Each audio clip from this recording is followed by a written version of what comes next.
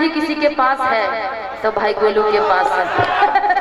कैसे पैसा निकलवाना है, कैसे किसको क्या करना है भाई। ए निशा जी, निशा दीदी वो बड़का काला था, बहुत बड़ा काला है। पूरा दुनिया बुद्धि भूमिहारे से सीखेला इंस्टीट्यूट।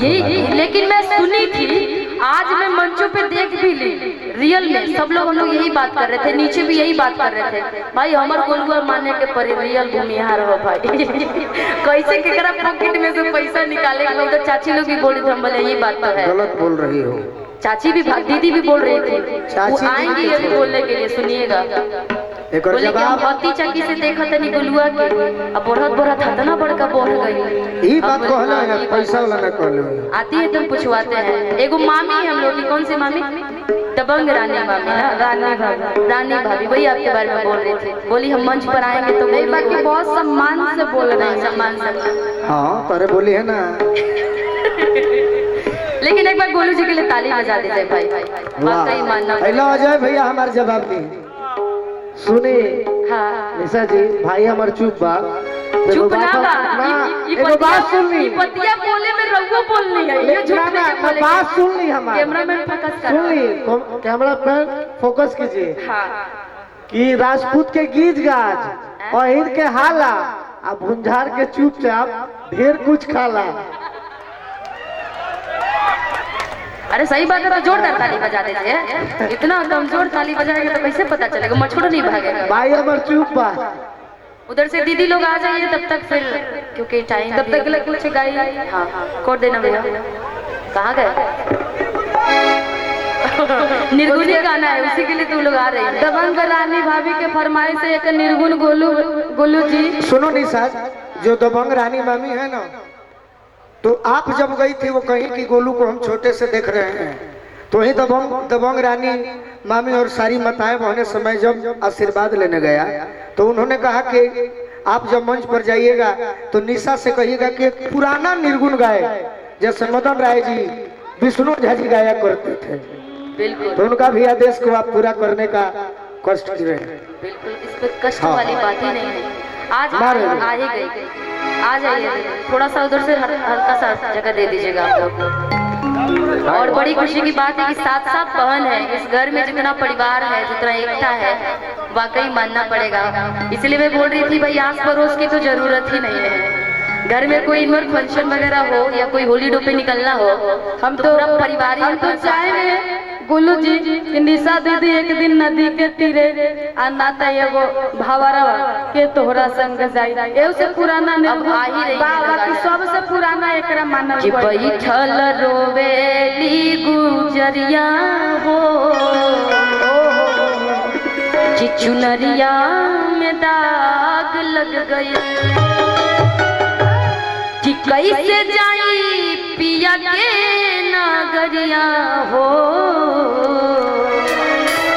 आज कैसे जाई पिया के नगरिया हो, चुनरिया में दाग लग गई,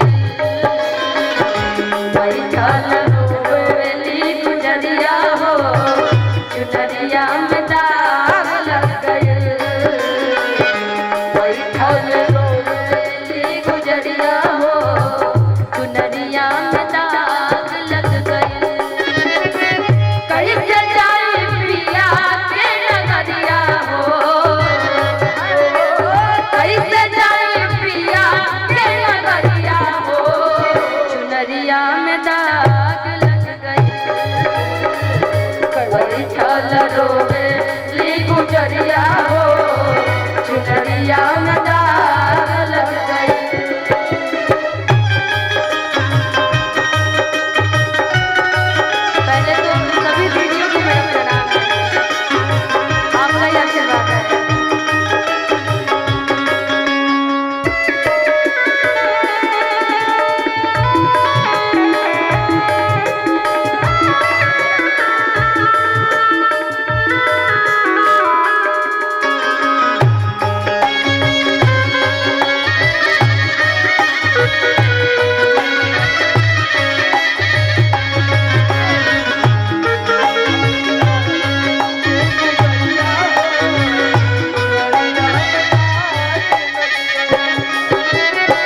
और साथ ही साथ प्यारा प्यारा आशीर्वाद सभी लोगों से बहुत बहुत धन्यवाद इसके लिए।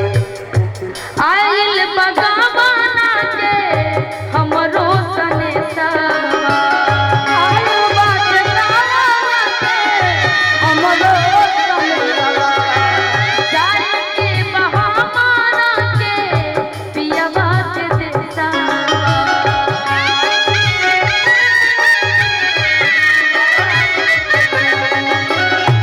आइल बगावाना के हमरो सने सवा,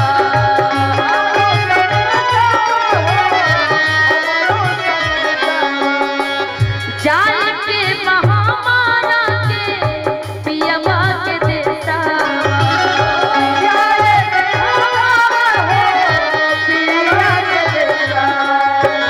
कांच बाड़ी ओ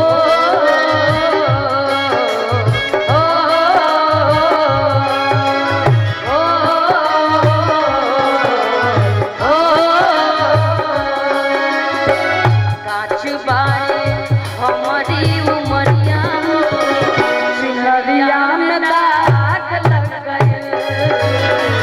कांच बाड़ी हमारो उमरिया हो चिनरिया में दाग लग गए।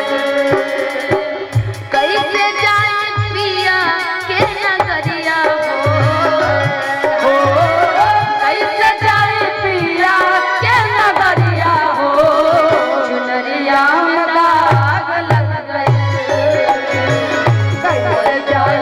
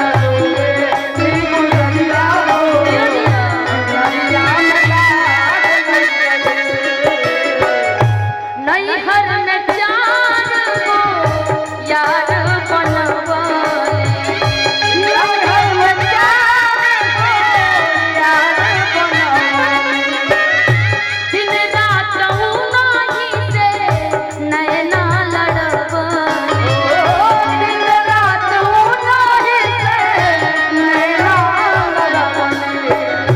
जब बंदा उठता है चाहे डोली हो 4 आदमी की जरूरत पड़ती है, चाहे अर्थी हो उस टाइम भी 4 आदमी की जरूरत पड़ती है। और जब आदमी डोली उठता है तो भी सजा सवारा जाता है, और जब अर्थी उठती है उस टाइम भी औरतों को सजा सवारा जाता है।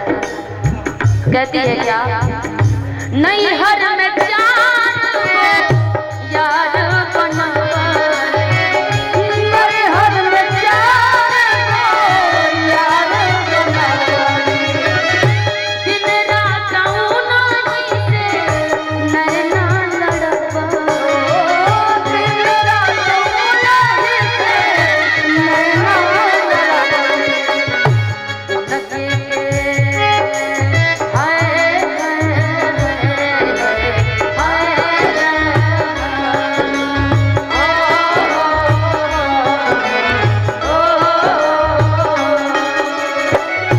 उनके सुतवनी हमसे जरिया हो, उनके सुतवनी हमसे जरिया हो नरिया में दाग लग गए। कैसे जाए पिया के नगरिया हो चिनरिया में दाग लग गए। कैसे जाए पिया के नगरिया हो चिनरिया में दाग। तोरा मन धड़कन कहलाए, तोरा मन धड़कन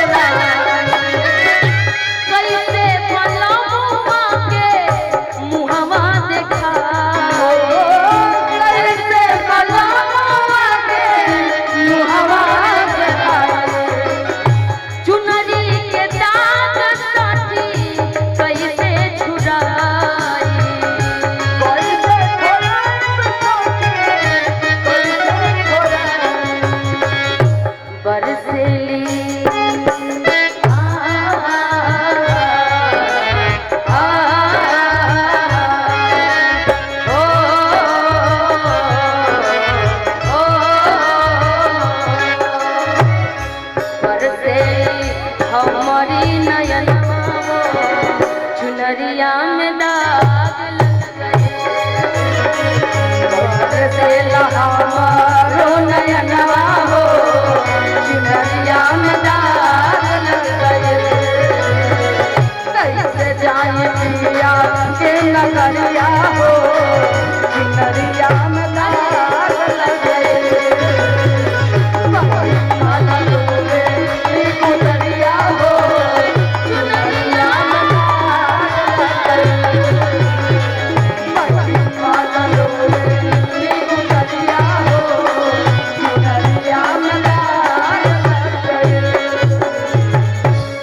बैठल रोवेली गुजरिया हो कि चुनरिया में दाग लग गए। हम चाहेंगे कि सातों आदमी आ जाइए मंच पर।